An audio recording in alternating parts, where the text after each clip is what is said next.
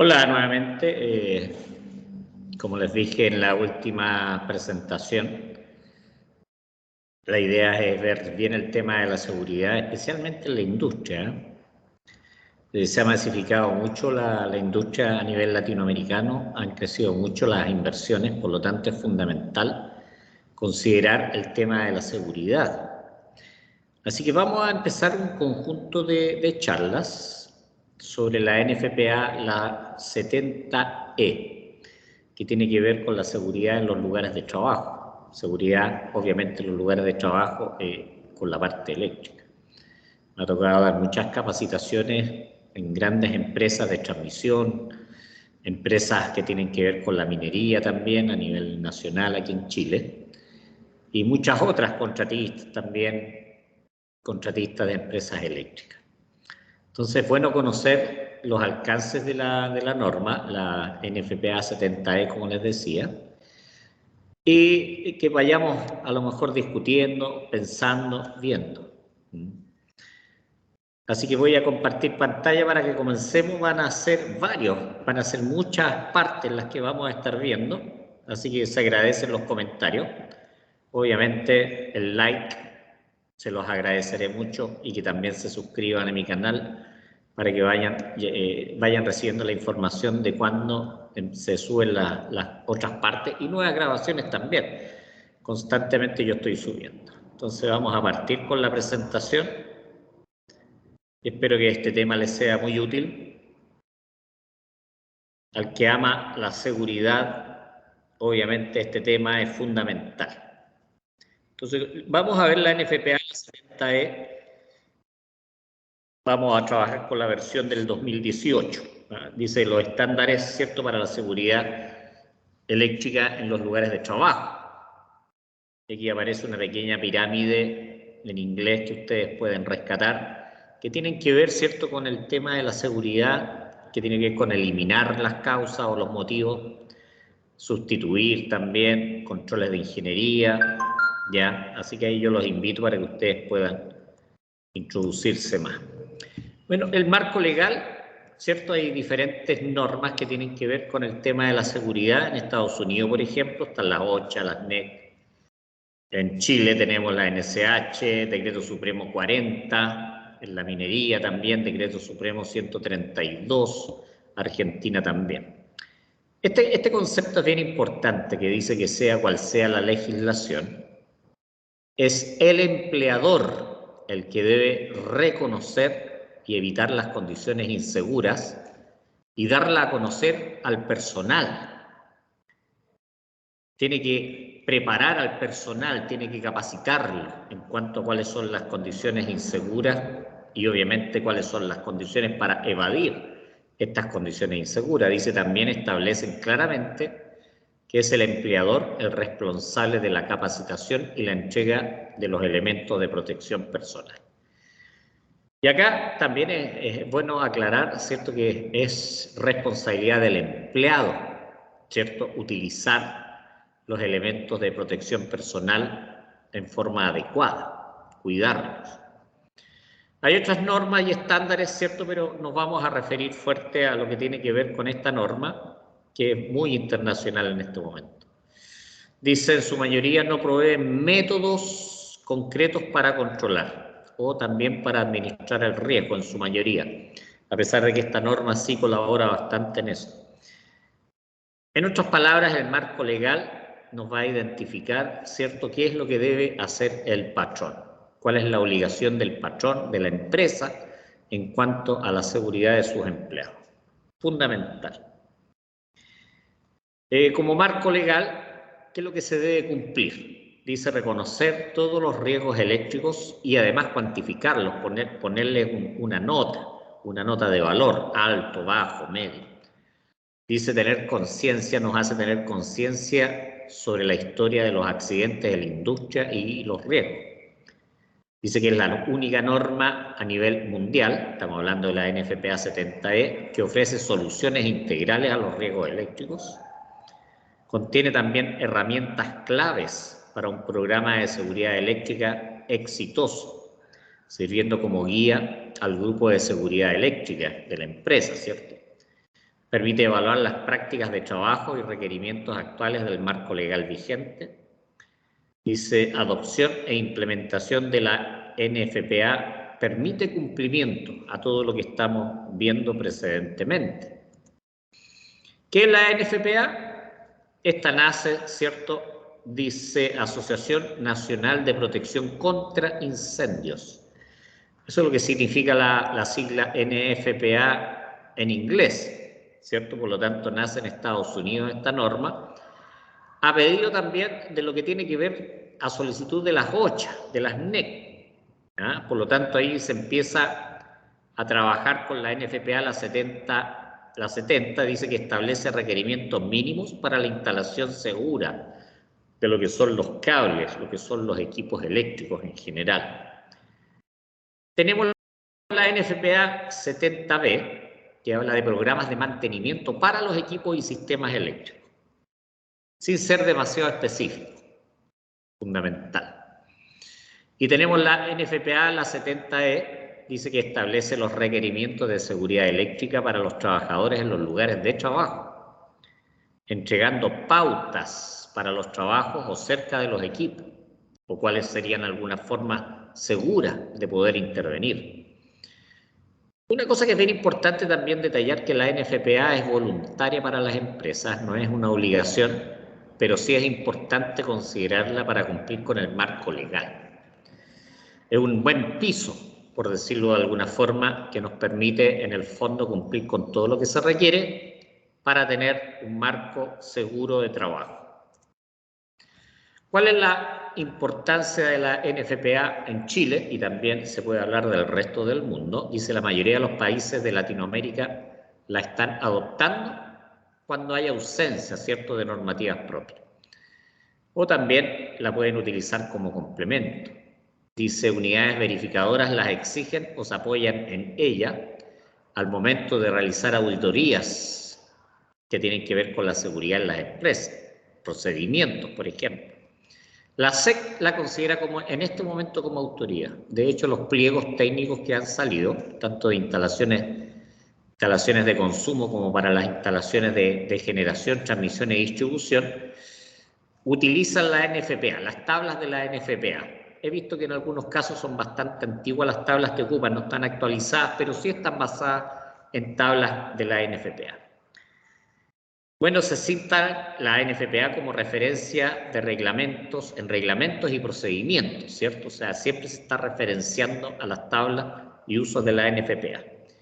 Dice, puede utilizarse como evidencia que determine si un empleado o empleador actuó de manera negligente y por eso se puede haber producido algún accidente, más allá de un incidente. Esto también en los tribunales locales, ¿ah? Dice, dada la sostenida y gran inversión en América Latina, obviamente tenemos varios conceptos acá, uno que es la seguridad de las personas y también la seguridad de las instalaciones. Por lo tanto, hay inversiones de por medio y que también entran en juego en todo esto. Por lo tanto, tenemos tres conceptos que sí o sí se deben considerar, que son la seguridad de las personas, la seguridad de los humanos, ¿cierto?, la protección de la propiedad y también la continuidad de la operación, que tiene que ver con la calidad, ¿cierto?, operativa. Un poco de estadística, dice en Estados Unidos el 25% de las defunciones son por accidentes eléctricos, 30.000 accidentes anuales no incapacitantes, 1.000 fatalidades por choque eléctrico, es decir, quiere decir por contacto, por tocar un elemento energizado. Dice, más de la mitad de las electrocuciones se deben al contacto o aproximación. 2/3 de las electrocuciones no son de trabajadores eléctricos, estamos hablando de un 66, cerca del 70% de estas fatalidades o electrocuciones son personal que no trabaja directamente en la parte eléctrica.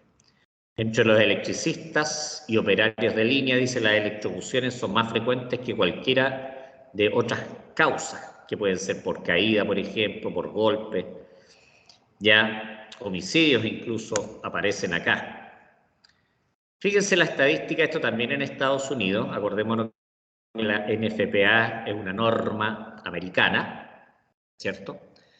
Dice, de 1.200 electricistas arrojó que el 97% habían experimentado choque eléctrico. 26% lesiones eléctricas, estamos hablando de 1.200. 58% estuvieron expuestos diariamente a la posibilidad de una lesión eléctrica. Más del 50% de las muertes, y esto es importante recabarlo, se debieron a exposiciones en baja tensión, fíjense, 120, 208 volt. Muchas veces se cree, ¿cierto?, que las altas tensiones son mucho más peligrosas y matan más gente, pero aquí vemos claramente, o sea, que gran parte de las muertes son en baja tensión. La norma, la NFPA, considera 50 o más volt como ya peligroso, ¿eh? Téngase presente, de 50 o más volt. Acá tenemos una cierta pirámide, la primera pirámide, la más grande, ¿cierto?, que tiene que ver con, en general, los accidentes. Dice 300.000 comportamientos de riesgo, 30.000 cuasi accidentes, eso quiere decir un 10% de los comportamientos de riesgo, 300 lesiones registrables, y aquí saltamos inmediatamente a lo que es la pirámide eléctrica. Dice 10 lesiones registrables de las 300 y el 10% fatales. De las 10 registradas, una fatalidad que representa el 10%. Para que vayamos teniendo en cuenta. En la minería, bueno, esta aplica fuerte en la minería y en cualquier industria del orden eléctrico, por lo tanto se puede ampliar a todo concepto. Hablemos un poquitito de la estructura y el contenido de la norma, que después la vamos a ampliar bastante. Tiene 5 partes. La primera es la introducción, que es el artículo 90. Capítulo 1, que es el corazón de la norma, es la parte esencial de esta norma, que son las prácticas de trabajo relacionadas con la seguridad. Capítulo 2 tiene que ver con los requisitos de seguridad relacionados con el mantenimiento de equipo. Y ahí se hace mucha referencia a lo que es la norma, la NFPA 70B, ¿ya?, que es bastante más acotada respecto a esto. Y tercer capítulo, equipos especiales. Ejemplos de capítulos, de equipos especiales, tenemos los equipos láser, por ejemplo, lo que son ahora todos los equipos que son fotovoltaicos, ¿ya? Los centros de batería. A eso nos referimos con equipos especiales. Todo eso está en el capítulo número 3 de esta norma. Capítulo 1, que es el corazón de la norma, el foco central. Dice, comprende prácticas, procedimientos de trabajo que se relacionan directamente con la seguridad eléctrica de los empleados. Acordémonos que el labor del empleador entregar todas estas características, estas condiciones, para las personas que están expuestas, ¿cierto?, a algún riesgo eléctrico. Dice, el propósito es comunicar al trabajador los peligros y darle las formas de trabajo seguro, cuáles son las herramientas que se deben ocupar. La responsabilidad del empleador es darle estas prácticas de trabajo seguro y el entrenamiento, además de los elementos de protección personal. Ahora es responsabilidad de emplear, de implementar y de utilizar, obviamente es de los empleados. El capítulo 2, que está relacionado con el mantenimiento de equipos, dice, propósito es cubrir los requisitos de seguridad que tienen que ver con el mantenimiento. No se dan métodos de trabajo ni métodos de mantenimiento porque eso tienen que ver con cada equipo, por lo tanto para eso están los manuales y eso es bien importante tenerlo presente. Por lo tanto los detalles que se dan acá son un poquitito más generales, ¿ya? Lo voy a leer de todas maneras. Dice, para el propósito del capítulo 2, el mantenimiento se debe definir como la prevención o restauración de las condiciones de los equipos y de las instalaciones eléctricas o de parte de ellos para la seguridad de los empleados que trabajan en o cerca de los equipos. Ahora, para métodos más específicos que tienen que ver con todo lo que es el mantenimiento, aquí mismo se referencia a la norma la NFPA 70B, que es de recomendaciones de seguridad en el mantenimiento de equipos, que esta también la vamos a estar revisando más adelante. Cuando revisemos la NFPA 70E, después vamos a estar revisando lo que es el trabajo de lavado de aisladores también, NFPA 70B. Le vamos a dar duro el tema de la seguridad en las próximas presentaciones. Capítulo 3, que tiene que ver con equipos especiales. Dice, su propósito es cubrir requisitos de seguridad para el trabajo y mantenimiento de equipos especiales por parte del empleado. Cómo trabajar en forma segura realizando el mantenimiento de estos equipos. Por ejemplo, transformadores, interruptores, son algunas referencias de equipo, motores. Este capítulo suplementa o modifica los requerimientos del capítulo 1. ¿Ya? Son básicamente los 3 capítulos que contiene esta norma, y después tenemos los famosos anexos, que es muy importante. Dice, veamos, vamos a ir referenciando los más importantes, por ejemplo el C, que son los límites de aproximación, dependiendo de niveles de tensión, dependiendo de condiciones de trabajo. Ya es importante conocer el límite de aproximación, ¿cierto? Cuáles son los restringidos, cuáles son los permitidos, cuáles son los límites. El D dice método de cálculo de energía incidente y frontera del relámpago de arco. De hecho, vamos a hacer el método de Lee, que aparece en esta norma. El método de Lee es uno de los varios métodos que se utilizan. Vamos a hacer algunos cálculos de ejemplo, de calcular la energía incidente para poder determinar la ropa que se debe utilizar. Y también cuál es la frontera del relámpago de arco. Dice E, programa de seguridad eléctrica. F, evaluación del riesgo y control del riesgo. Ejemplo de procedimiento, todo lo que es bloqueo y etiquetado. Hay varias normas que tienen que ver con el bloqueo y etiquetado. Guía orientada para la selección de la ropa protectora, ropa ignífuga y también de otros elementos de protección personal, muy importante. El anexo I dice sesión informativa de trabajo y listas de verificación, checklist para planificar. Ahí tenemos permiso de trabajo para trabajos en zonas energizadas. Uno de los trabajos que yo realicé en la empresa eléctrica fue despachador eléctrico en media y baja tensión, y ahí me tocaba hacer muchos trabajos con líneas energizadas, despachar, y además fui supervisor, año y medio de trabajo con línea viva, en 12 y 23 kilovolts. Categorías, esto es importante también, en la categoría general de los peligros eléctricos, dependiendo de los niveles de voltaje, la zona, si vamos a trabajar en un tablero, en línea. Dice aplicación típica de salvaguardias en la zona que tienen que ver, ¿cierto?, de trabajo con la celda. Disposiciones en capa de la vestimenta, muy importante. Yo puedo utilizar categoría 2 con categoría 3. ¿Se fijan? Preguntas que nacen. N dice ejemplo de procedimientos y políticas industriales para trabajar cerca de equipos y de líneas eléctricas aéreas.